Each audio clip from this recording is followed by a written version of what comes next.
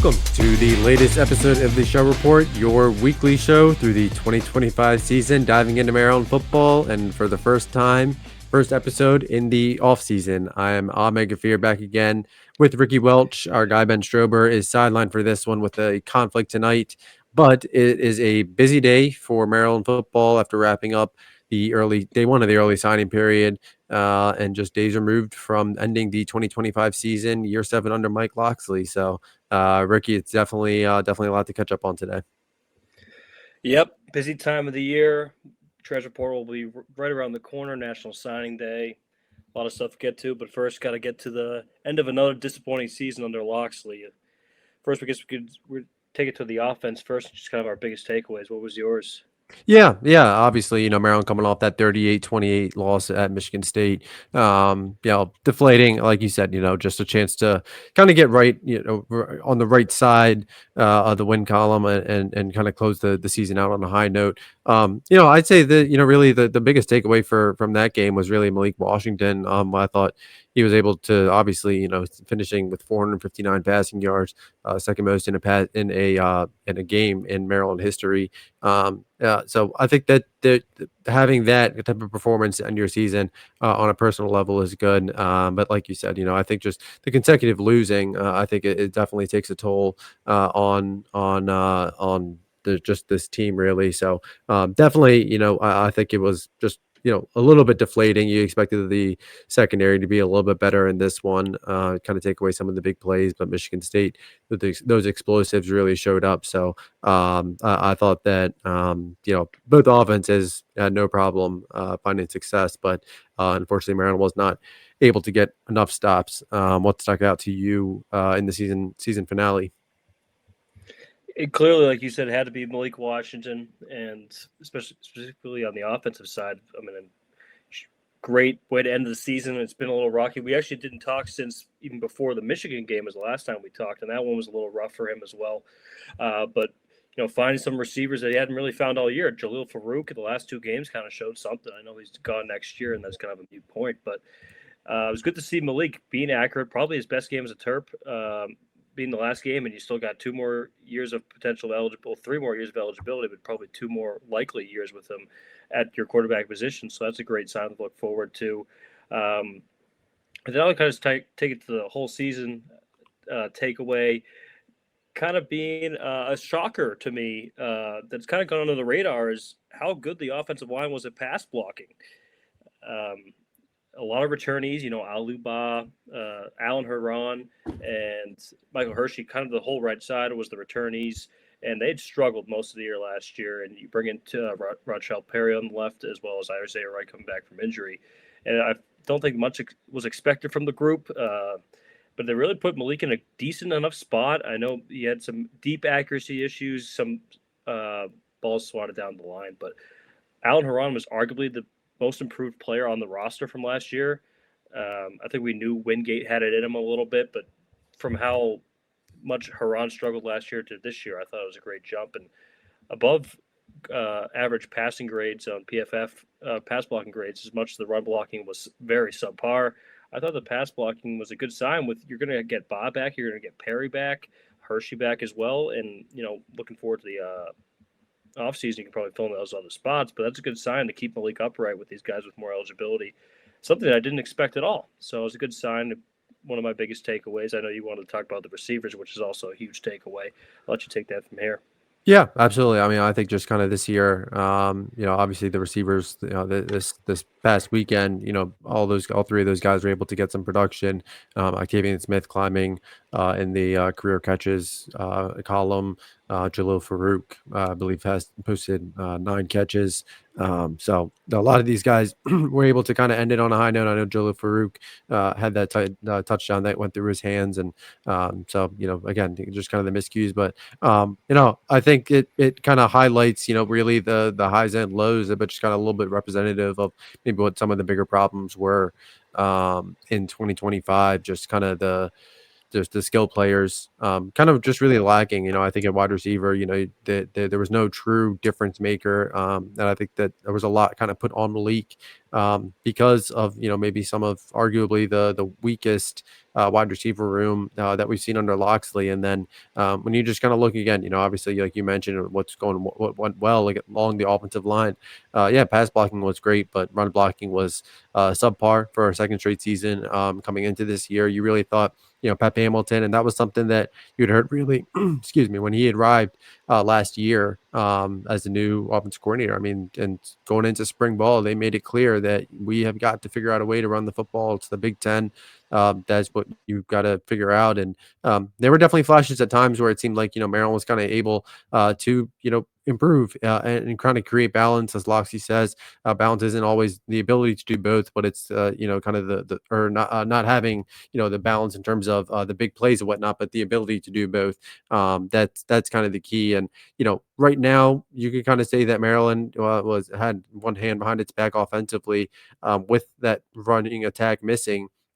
Of course, the one week that Maryland did find it successful on the ground was at Rutgers, first 300-yard game, which was crazy, and then still ended up in a loss. So I think there is it's tough. I think there is, there, like you said, the returning pieces along the offensive line, but I look at a guy like Dorian Fleming and getting him back for a second year. I think that will be kind of big for this offense. Him and Malik Washington kind of being able to build on their rapport will be really interesting to see. Like we said, this wide receiver room, obviously, all three of those guys, Jalil Farouk, Octavian Smith, Shalik Knott, all three of those guys exhaust their eligibility after this season. So you have to replace three starters.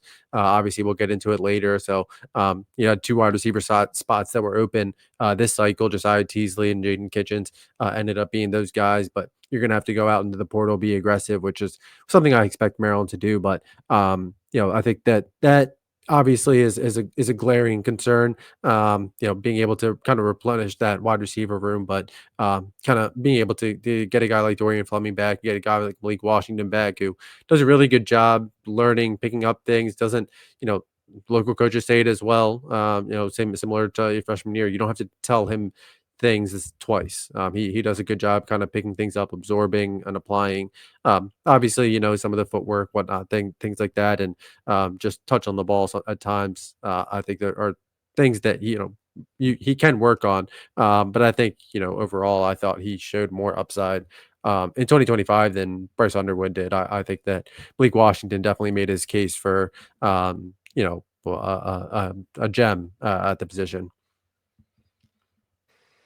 Yeah, I totally agree. I kind of wanted to touch on something you brought up with Dorian Fleming too, and kind of just your points on the receivers. I know we didn't expect a lot out of that group going into the year. A lot of question marks with two alphas in the room out of here in Ty Felton and Caden Prather. And you brought in Farouk, who had some upside at Oklahoma, but was coming off an injury, so it's another question mark. And Caleb Webb didn't have a lot of stats to show for at Tennessee. And then Octavian Smith, was up and down, and Shalik Knotts had struggled to hit the field for his first 3 years. So a lot of question marks. And Dorian Fleming, I'm going to add that into the pass catching group going into the year. I still think they disappointed. I mean, we expected it not to be great, but it clearly was one of the worst wide receiving and just pass threat receiving groups we had. And Dorian Fleming, he is still a redshirt sophomore, so he technically has 2 years eligibility, I believe. Yeah, At least he's one. yeah, he's a retro Yeah, sophomore, so at so he's least got one. And he showed flashes early. You look back to that long 50, 48-yard catch and run against Northern Illinois, scored a touchdown, had a couple other impressive. I thought that Michigan touchdown catch was quite impressive, possession catched, but I don't think he was fully there. I think we'll look ahead when we talk about it later. I think you're going to need a blocking tight end next year to really open it up for Dorian Fleming because he struggled in that department. If you get him more into that pass catching role and really set his mind on that, I think he can do much better in year two with Malik. I know we want to talk about what we think for optimism going into next year on offense. It's got to start and end with Malik Washington. Obviously, there's going to be huge turnovers in the weapons, and I know there's some good pieces on the offensive line that we think could maybe jump up, uh, especially with hopefully in run blocking because pass blocking was a little tough. But it's got to start and end with Malik, especially after this performance against Michigan State. It really showed that if you can get him some weapons, he could be special. yeah. That's got to be where it starts in on offense because there's not much coming back in terms of producers. Yeah, I think that's completely valid. I think Malik. I think he has a chance to kind of really prove himself to be one of the more special talents that Maryland has seen in a long time, and obviously, had some inconsistencies, which is understandable for a freshman. But like I said earlier, I think he does a good job just really absorbing, learning the types of questions, the IQ. So I think he kind of really has a chance to kind of take that next step in 2026. But like we said, who is built around him. We shall see how the offseason unwinds and flipping to the other side of the ball defensively. Kind of an up and down year, obviously. First month of the season, first three games, of course, against the inferior competition, against non conference play, looked a lot better. Wisconsin looked dominant. And then it kind of, sputtered at times. Obviously, the takeaways were continued um, chipping point for this defense. I believe they finished the season with 19. It's their most in about 5 or 6 seasons. Finished second among Power Four teams nationally. So they, the takeaways have gotten drastically better, compared to last season. And even at the beginning of Loxley's tenure, that was something that was kind of hit or miss, being able to turn some pass deflections into takeaways. But I would say for the concern and maybe what needs to be built moving forward is kind of what Mike Locksley talked about today during his National Signing Day presser. Is the depth. I think kind of in that front seven, you could kind of see just the depth isn't there. I think guys like obviously Cam Rice that they believe One Network had him graded out as the highest rated nose tackle in the country this year. Thought he was extremely productive in his lone season with the program. Obviously, Ian Thomas, he's another guy, high ceiling. Big body, but he's athletic and he moves well for his size. And he's another guy that is able to come back. But Locks at one point mid-season was talking about trying to figure out with some of these guys kind of banged up. If we play some of the younger guys, and you got a chance to see obviously C.J. Smith played a ton, Keyshawn Flowers. So a lot of these guys that kind of got thrown into the fire a little bit and kind of had to kind of get settled a little bit. And I think for Maryland, kind of being able to replenish and be able to rotate with some experience as well. I think that's kind of the big thing. Obviously, you get some pieces back. Sidney Stewart, Tahir Mathis, Bryce Jenkins. All these guys are the top guys that Maryland has to retain. C.J. Smith in the front seven. I'd expect him to be back. Trey Reddick, I would expect him to be back as well. So there's a lot of these guys that your core with the year of kind of really being able to build on either an expanded role or earn a feature role. I think 2026 is kind of that chance for some of them to kind of take the next step. But then again, like I said, just kind of have some experience behind them. But I wouldn't sleep on some of these guys in the freshman class. Maybe obviously Zion Ely is an impact guy, and when we'll talk about it. But when you get 11 out of 16 of your high school commits on campus in January, if you just look historically at the numbers, the January enrollees play earlier and more often at a much higher rate than mid-year summer enrollees, though. I expect Sean Johnson to be the exception to that. But like I said, think that's we'll see. We'll see what the 2026 defense looks like. But I wouldn't be shocked if we see some of these key pieces back. And I've said it a couple times, but Daniel Wingate wouldn't shock me if he's back in 2026. Yeah, great to hear that. It's looking good on the retention side of things, especially on defense because it's such a young group. Um, but looking towards the season, it just was. I mentioned it a few times as we did the pod through the season. Of course, Maryland has never won a game since I've joined this pod, so I had a lot of bad things to say usually in terms of defense. Weakened throughout the year. It seemed to be a theme the last few years where the Big Ten kind of just wears the defense down, especially in the trenches. Teams are really starting to run the ball against you in end of October into November. And it was more of the same this year. It could be a couple factors of that. A lot of injuries, reported injuries to key players such as Daniel Wingate being the biggest there, and Zion. Sorry, if I had Zion Ely in my head, I'm thinking Zahir Mathis, different Z off the edge, was also dealing with things as well. So injuries and youngness as well could have been a factor, but it's got to be something to look forward to next year. Once we get into the conference schedule, it's got to keep the consistency up. Once from September on the defense because they looked great. Even in times in the Big Ten, that UCLA game, they looked dominant, and it was great to have all these turnovers all year. Definitely didn't capitalize on the other side, but it's great to have those turnover numbers because a lot of times Maryland is losing the turnover battle badly. So those are some kind of takeaways I took. And looking forward to next year, it's look how young this defense is. The offense, all the receivers are gone, and some offensive line pieces are gone. And but look at the defense in every position group. There's going to be guys returning. I think Dante Joyner and Glasgow still have eligibility. I don't know how much you trust them in the reprieve their starting roles, but really the biggest piece is my favorite player on the team base, Jalen Husky leaving is going to be tough to replace. Yeah. But Delholm ready to slide in. We saw him get some time as a freshman, and obviously Wingate and Reddick. Reddick's still a sophomore. The edge rushers are freshmen. Bryce Jenkins, as you said, on D tackle. There's just pieces everywhere that are young and ready to jump up to the next spot. And that's the optimism I'm looking forward to next year with the defense is getting the experience more and getting the senior Daniel Wingate hopefully fully healthy, ready to lead the defense to hopefully not crumble as the season goes on. Yeah, I think that's completely fair, and I remember, talking about that last all season as well when you, just really brought in all those guys, Dante Joyner, Jamari Glasgow, a lot of these guys that had multiple years, Cedric Smith, Joel Starlings, guys that can kinda help, Edwin Moore as well, so some of these guys that can kinda Ian help. Thomas has eligibility as well. Yeah, Ian Thomas, 2 years. he has 2 more years, I think, so yeah, so a lot of these guys, I mean, that's kinda the optimism, the chance to kinda build, but, yeah, like we said, this is the roster retention part, but, definitely some optimism that, a lot more guys are coming back, so, we shall see, how that all unfolds, before we shift gears into signing day. We are a reminder that the show report is sponsored, by Catalyst Hot Dogs. Catalyst brought the Jersey Dog to the DMV, featuring premium dry aged black Angus all beef hot dogs made in Maryland, served with handmade toppings, including hot onions, relish, and their signature Texas chili sauce. And don't miss their original garlic knot dogs. Catalyst always offers vegan dogs as well as gluten free buns because Catalyst has food for everyone. Find them in CQ Stadium in Section 14 and the Xfinity Center in Section 210. And make sure to tell the people a hot dog is a sandwich.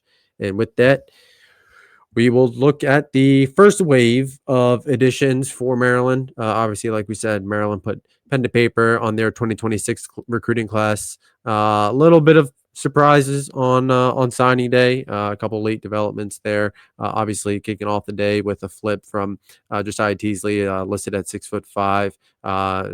Think that's maybe closer to 6'4" might be best, but really high ceiling wide receiver. I really liked him a couple of times that I saw him this fall, teaming back up with his teammate Jaden Kitchens in College Park. And then the final one of the day ended up being a defensive lineman as well, Jamarcus Weiss, committing just about maybe 30 minutes after Zion officially announced. So it was a back to back. Definitely big need, definitely big pickup in the trenches for Maryland. Like we said, 16-man recruiting class, 11 early enrollees. Quarterback Nathan Bernhard, defensive lineman Cam Brickle, safety Darrell Carey, linebacker Caden Carter, edge Zion Ely, wide receiver Jaden Kitchens, offensive lineman Dayon Moore, cornerback Keem Satterwhite, wide receiver Josiah Teasley, defensive lineman Jamarcus Weiss, and tight end Javante Williams. Like we said, couple of flips, but yeah, several flips that help kind of make this class possible. Cam Brickle making his decision official a couple of weeks ago. Obviously, Sean Johnson was a big one. That was a nice Friday night surprise mid Aruba trip for him. So that's a nice way to pull it off. That was a very quick developing one for Maryland too. But overall, definitely a nice class. Being able to retain for the most part, Maryland's decisions on all of these, but and then to be able to add some guys committed to Florida State, UVA, etc. So definitely would say it's a successful day for Maryland.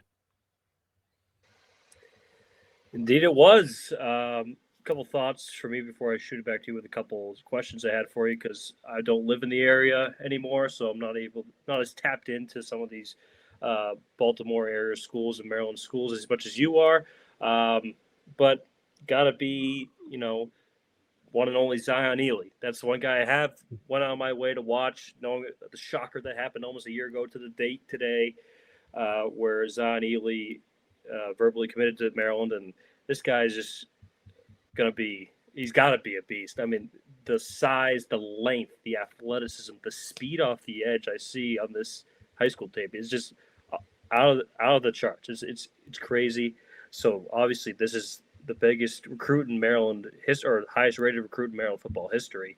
So it goes without saying how big this is for the program, and for him to stick through an entire year. And there was a little noise here and there, but it never got seemed to be too worrying. So Yeah. that was great for Loxley to really lock that down. No pun intended. Yeah, Ely, I would definitely say that about Ely. Sorry, I didn't mean to cut you off, but go yeah, ahead. Yeah, just about Ely. I mean, just in terms of kind of what the process was, and I'd said it kind of going into his June official visit for subscribers. That Maryland kind of over the going into June, over the next month, over the next 6 weeks, there were a couple just benchmarks for Maryland to kind of prove that what they were saying in the recruiting process was going to be able to come to fruition. And ever since then, the timing of the Auburn official visit, I don't think is a coincidence, with that Maryland buzz kind of materializing the way it did. And really ever since June, when he came to campus for his June 20th official visit, it was all done. There was obviously, Ely keeping the door open a little bit at times, just trying to be respectful. And, in the transfer portal era, I hate to say it, but, guys will be advised at times to just never shut a door down. You never know what's going to happen. Just kind of, especially with the craziness we've seen, what the coaching carousel has kind of poured out this offseason, even and during the season as well. But again, Zion Ely, I mean, he took his official visit to South Carolina. Maryland was on a bye week. St. Francis was on a bye week. So it just kind of matched up. And I talked to a couple people close to him about the Texas visit, and they said the same thing about the Texas visit as they said about the South Carolina one in past. It was just for fun. You just kind of wanted to enjoy the process.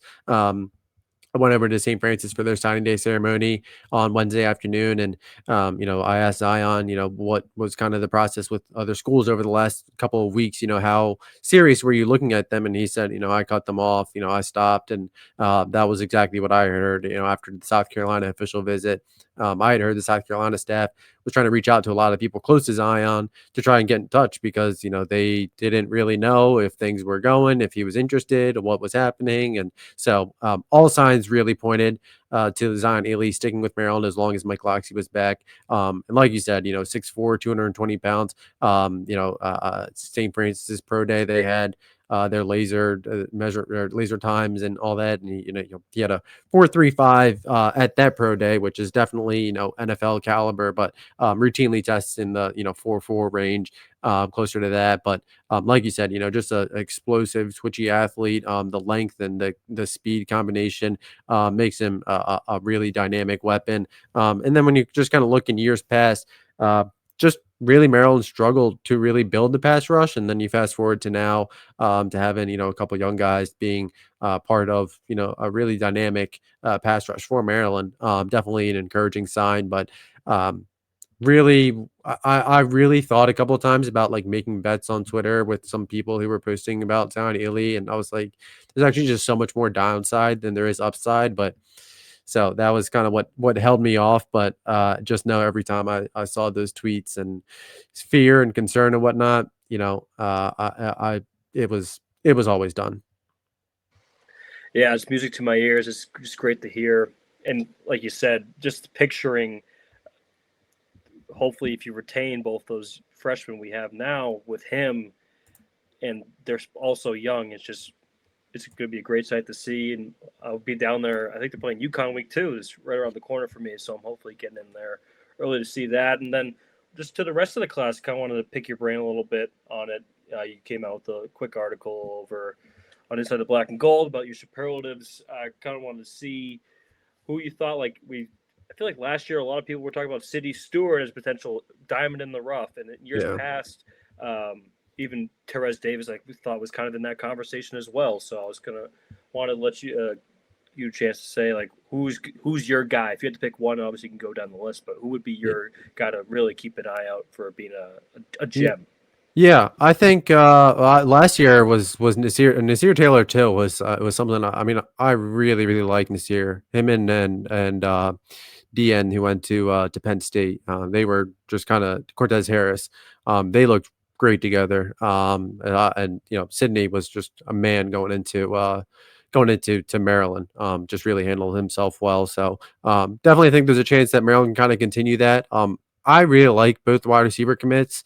I think Jaden Kitchens, Josiah Teasley, two different types of receivers. Josiah Teasley was listed at 6'5", like I mentioned earlier, but 6'5", 6'4", but still, he's a guy reminds me a lot of Dante Demas, but I think he's a little bit more developed than Dante Demas, where in terms of his route tree, his ability, like Loxy said, his short area quickness, ability to get in and out of breaks. He can, I've watched him line up inside and out. And he can make plays in his intermediate routes. He's not just really a downfield one-on-one guy. He's a versatile guy. I mean, the couple times I watched him, I mean, it genuinely felt like he was gliding on the field. He's a definitely an intriguing athlete. Getting here in January as well is a big piece. And I really like Jaden Kitchens as well. Not as much of a guy like this, again, different type of receiver than Teasley. But I think Kitchens is a guy that can really help as a possession receiver. Really strong hands. He does a really good job getting separation. I think both those guys, if they kind of keep their, just keep doing what they're doing, and I think they really have a chance to really be impactful pieces in a wide receiver room that's going to need some guys to step up next year. And then I think obviously when you look at just early enrollees, Javonte Williams, he's a guy locally who gets talked about a lot. Was over at Bullis. Ran track and field as well. Is actually good friends with Quincy Wilson, the track and field Olympian who signed with Maryland Track. So definitely a lot of big pieces there, but and he gets talked about as a dynamic receiving threat. I know Bullis head coach Skylar Springs had talked about his ability to really be an impact piece in the RPO game. I think he does a good job of really being able to be a receiving threat in that second level downfield, where I think he can kind of be a weapon in the tight end room, or excuse me, in the red zone. But then when you look at the tight end room as a whole, just a really dynamic, versatile room. When you obviously Braden Marco coming down the line, where he'd be more of a blocking tight end, AJ Szymanski kind of that type. But then you have a guy like Javonte Williams, who's up and comer, a guy like JT Taggart, who has length for days.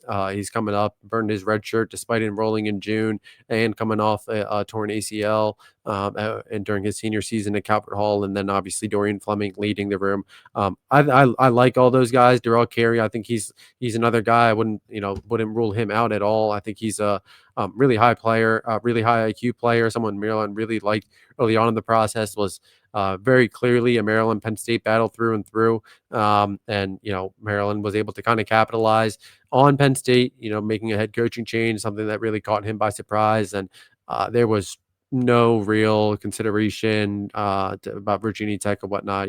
Once Maryland was locked in, Maryland was locked in. And I had a couple people tell me if even anything were to happen and he was still committed to Maryland, he likely would have followed through and still signed. Yeah, I would really point to those guys. Jamarcus Weiss, I also wouldn't sleep on him. I think he's a guy maybe a little bit more ahead of Cam Brickle coming out of IMG Academy, but I think Weiss is a guy, both those guys, him and Brickle, both interior defensive linemen, to really help restock the future of the room alongside Bryce Jenkins. Yeah, and I know you'd also mentioned, I don't know, you better mention them right there. I know you did earlier. Sean Johnson, I know he's not one of the early enrollees. You Yeah. expect him to maybe get some depth playing time in the cornerback room next year. Just to want to keep an eye on the flip from Florida State earlier this week. Yeah. One thing I actually want to mention about Sean Yeah, go Johnson, ahead. I would actually 100%, and I think I was kind of mainly considering early enrollees, but when you think about the June enrollees, Sean Johnson I think Zahir Kaba, I think he's a really exceptional athlete. I know he was getting so, kind of talking about I want to play receiver, but I think he's a really good safety, really good ball skills, and he's long, rangy. I think he's a guy that really elevates the floor of that room. But I think Sean Johnson, I think he's a guy. Like I said, it's really materialized really, really fast. He came up, he had shut everything down. Just Spalding guys don't flip. This isn't normal for Spalding. So he came up after his season was over, four-time MIAA champ. Went up for a practice, see his teammates, saw the coaches, and that was when discussions really started to pick up and got very serious very quickly. He came back for the Michigan game. Haven't posted the story yet, but Sean Johnson told me kind of leaving the Michigan game, he knew that Maryland was the spot for him. And yeah, I initially had been told that it was probably going to be a signing day surprise, which obviously Maryland did not need any more surprises than they got, but definitely a big piece to be able to go back into Spalding for the fifth time in the last 6 years. I could see it more as maybe a safety than a corner. Think he can be a versatile piece, but I would definitely expect him to be a guy that pushes for the two deep next year. It's great to hear. I know we running a little bit on time here, but You're good, man. I don't know if we wanted to dive into maybe looking forward Yeah, to the portal around the corner, just general needs. I think with the opportunity with this smaller class, I know Loxley even mentioned it too, was the funds and the resources may be able to go more towards a player retention, which is going to be big with this young roster, and b the portal. Mentioned the yeah, portal a bunch of times today in the presser, so I think a stamp it on top. Number one on the list has got to be receiver and weapons for Malik Washington. I know we've only seen Michigan State, Marsh, great receivers already entered. I don't see that really probably not materializing there, but yeah. It sounds like that has to Indiana. be Indiana. Okay, Yeah, but so I think you agree would have to be the biggest needs going yeah, into the offseason. yeah. 100%, 100%. Safety, you need, offensive linemen, we'll see about Isaiah Wright, but wouldn't be shocked if that's it. So I could see Blocking Jalen tight Gilchrist. ends, Say it again. blocking tight ends. Need one of Yeah, I could those. see that. That's kind of been something that Maryland's been evaluating really the last two portal cycles. Yeah, Just hasn't materialized. There was one guy, Tyreek Mulder, I believe his name is, if I remember correctly, and I thought he was coming, and then last minute sounded like the change of plans, and he went elsewhere. But yeah, I could kind of see that materializing. But yeah, I mean, it starts in the trenches, getting some experience, getting a guy for Cam Rice replacement. Obviously, yep. being able to kind of bolster the interior offensive line, getting a guy to step up in guard. But again, you need a guy that steps in opposite of Messiah Delhomme, who will be expected to step in for Jalen Husky, who departs to the NFL. But getting a guy, opposite to be able to upgrade that safety room, that'll be a big piece. And again, I think it'll be interesting to see just kind of, if Maryland does kind of go for any experienced guy behind Delhomme and kind of keep that room the way it is. So I think that will be something. But I think, yeah, again, wide receiver clearly the top priority, and there'll be a couple others. I did think it was kind of interesting today that Loxley, when I asked him about Nathan Bernhard, the quarterback, App State commit who had flipped to Maryland after officially visiting for the Michigan game, asked him just kind of about what stuck out, and he had mentioned obviously great frame, very similar frame, and kind of his experience, kind of matches what Maryland does a little bit, but obviously he was getting a lot of really good feedback. I know some of the guys that he trains with, trained several Power Four NFL quarterbacks as well. But Loxley did include in his answer that QB attrition should be expected with freshman quarterback coming back and starting. So thought And that was interesting. Not exactly saying that I would expect Maryland to be active in the quarterback market, especially with Malik Washington back, but will be worth noting once the portal officially opens on January 2nd. yeah, it's right around the corner. I think it's hopefully going to start seeing the fruits of the labor of all this talk about the funding. Hopefully, I want Yeah.